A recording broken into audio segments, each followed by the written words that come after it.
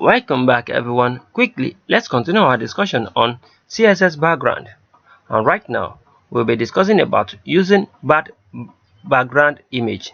Using bad CSS background image. So I'm going to show you how this works.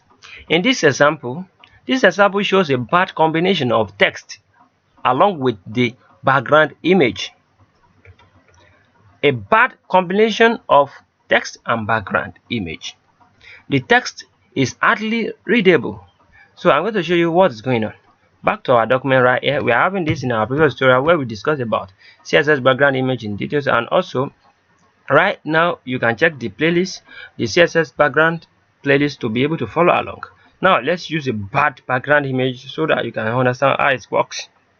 Let's use one of our background image that we have desert.png. So let's save this. And don't you forget, anytime you are specifying desert, anytime you are specifying image inside your URL, you can enclose it also using the double quote, the same thing, and you can use it without double quote, the same thing. So it just depends on what you want. So let me use double quote this time around so you can understand what I'm talking about. Let's reload our document. Now we are having another image, but I want you to notice one thing. Our image now is so bold to the end that this our text now we are unable to see it clearly again inside it. So this is part of the way you can use bad background image. For instance, now let's say now we use another element. Let's change this one to p element. This one also, let's change it to p element. Reload.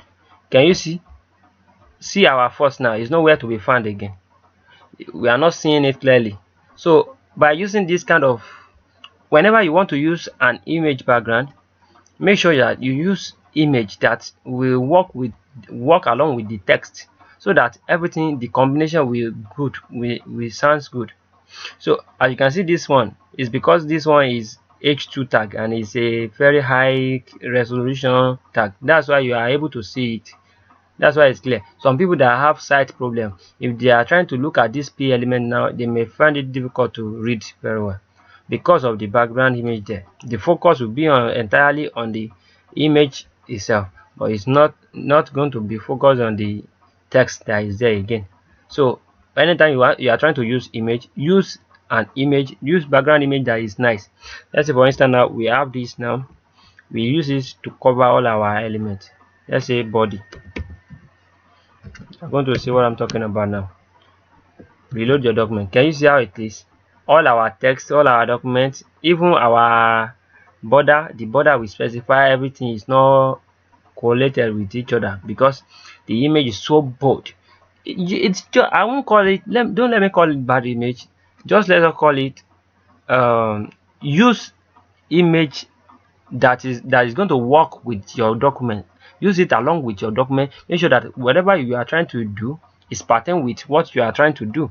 So if you are trying to use an image background, use it along with the way that suits your taste. That's what I would say, because some people will say this is bad, and some people will say I want to use this in this manner, I like it in this manner. So it just depends on what you want to do. That's what I will say. So in our next tutorial, I will still give you another scope and another entire experience also. Anwar akorede is my name. I wish to see you guys next time to the next tutorial. Have a great day.